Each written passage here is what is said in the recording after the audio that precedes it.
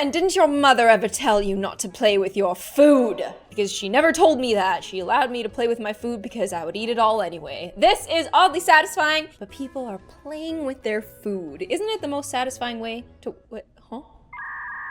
Anyways, this guy recently went viral for his absolutely insane, delicious, oddly satisfying, atmospheric, ASMR, beautiful cooking videos. This guy's got a good rice cooker. I have a similar one. Oh, seasoning the rice, giving it a good smell because he's done this before, packing it in, putting it in the freezer so it sticks together and adheres. Salmon sashimi, oh, stop it. The Japanese mayo, the hot sauce, the green onion. Oh, he's making crunchy, oh, if you've never had crunchy rice sushi before, it's a dream. It is an actual dream with the jalapeno on top. Oh! If you go to Toronto, they make you pay a pretty penny for this. And I know this seems like, you know, like if you buy sashimi, it's a little bit more expensive, but they will charge you up the bunghole for this exact dish. I had this the other night and when I got the bill, I was like, ah! But it is so good. Oh, Terry, can we get sushi? Which one are you? A frozen hot dog? Fell on the ground? Ran over by a bike? Diced? Who could do this to all these hot dogs? Exploded in the microwave? This is definitely my preference when it comes to eating. Dog ate it. Hoodles. I think I'm Hoodles. I definitely don't want to be frozen, but that is really, really frozen. The commitment to playing with your food is way too high here. Like half of these are inedible. Mini food!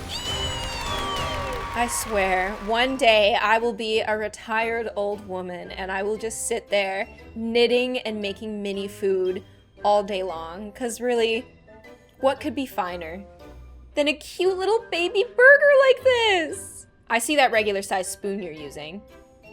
Oh, that's a lot of sauce. Look at that little green onion, oh my goodness. Okay, eat it. Eat it, why is it so juicy? Okay, so the proper thing to do with this video right now is to, instead of pick it up and eat it, you're supposed to like just inhale it. I feel like that would be a cinematic masterpiece. That's okay. Just eat it anyway. What do you think? Wait, what's with the sad sigh? Oh, he made so many. Oh, okay, I was like, why are you so sad? This is like a recreation of something that looks really sad. I've never seen this before. Rationing food that's as thin as a piece of paper, but a bean, a single bean. Every time you fart really, really loudly, you have to say, must have been that bean I had earlier. You have to do it, it's tradition. It is known. Oh my goodness, why is this so sad? With your sheet of paper, you're gonna get but a slice of bean. Yeah, make your little sandwich. I would roll it up into a burrito personally, but I can't believe you can see through it. No money, no salary. This is how it's looking. This is like a weird mix of like sad and oddly satisfying. And I kind of like it because it makes you feel something. Oh yes. Yes, cut that cinnamon roll and put it in different directions. Although this kind of looks like one of those Pillsbury cinnamon rolls. It can't be though. It's like way too soft and succulent. And it's cinnamon roll season, everyone. You gotta do this with it and you gotta bake it and you gotta be like, this whole thing, I made it. It's totally not Pillsbury. Look at this cool chocolate pour.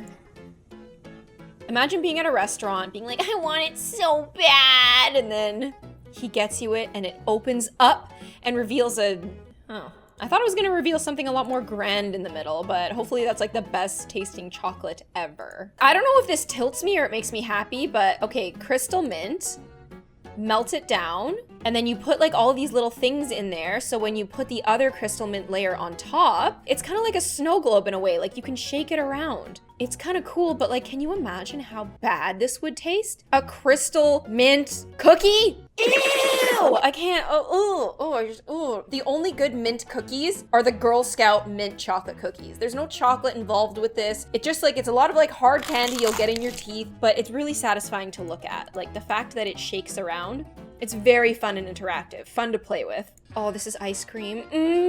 Why does this look so good? Wait, are we sure this is ice cream? It says in the caption that it's ice cream, and that just looks so good. I find this to be so satisfying. It makes me want to like just work at an ice cream shop and just do this all day and feel really good about myself and be like, you know what? I'm out here doing God's work. I'm out here scooping up the creamiest of soft serve, like a good girl does. Pouring lava on a watermelon.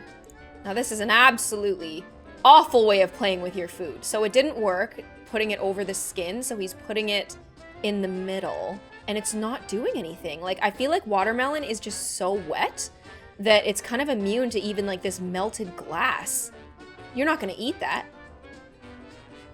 Oh, what are you doing? What are you doing? Ew. This is a hot pot hack. You spin the meat and then you dip the meat. If you've never had hot pot before, this is one of the finest things known to man. I feel like it's just a very fun, interactive, healthy thing to eat. You've got the broth, you get the meat, you get the vegetables, you you pick whatever broth flavor you want, and then you grip it, you spin it, you dip it, it gets a perfect cook. You don't want to cook it for too long. You want it to stay a nice rare. And then you dip it in your little garlic sauce and you're ready to go. I love hot pot TikTok. What I don't like is eating the sunflower heads. Not bad. Why would you go through all the effort of cooking something this large? Look at all those toppings. Like, this seems like so much effort for very little payoff. That's satisfying though.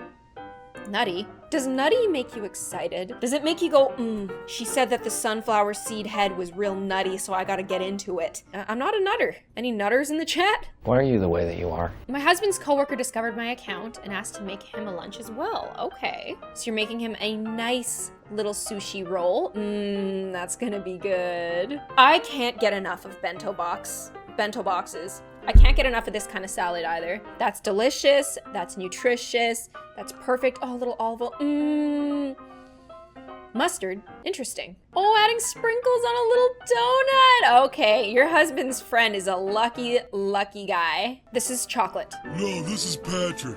This is pretzels, Hershey's, Reese's, Kisses. I can't believe that's all chocolate. 20,000 chocolates and 1 year later. That is so much work. Are you gonna eat it, or are you gonna like put some sort of top coat on it so it stays like this forever but renders it inedible? What do you do with this? Why does he also look sad? Why are all these satisfying people not having more fun playing with their food? Guiding others to a treasure I cannot possess. This is a tiffin. It's the classic Indian lunchbox that's stacked and insulated. My roommate is going back to work in person. I've been making his lunches. How cute!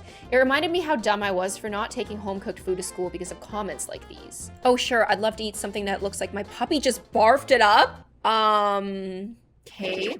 A lot of us are familiar with this experience as kids, being told our food is smelly or looks weird, even though we had a pretty mature palate for our age. That is so true. Growing up in a household where my mom cooked a lot of like Asian things, like sometimes I would have friends over and they would be like, oh, like your house smells kind of weird right now. Your house smells like curry right now. Your house smells like stinky soup right now. and I'd be like, I think my house smells really good. Like, what do you mean? and it got to a point where I was like, Mom, like, can I have Lunchables? Can I have a sandwich? Can I have food that sucks? So people leave me alone about what I'm eating. and I'm really glad that this video is like kind of raising awareness for that, because again, like I was eating really, really good stuff, and up into my adult life, I feel like I have a really good and mature palate for things because at a young age, I was started on food that's actually good. Here we have a classic food art breakfast. Oh my goodness. I don't really understand the whole like mist thing, but it is pretty cool. Some crepes, a little sploosh, a little chocolate ball.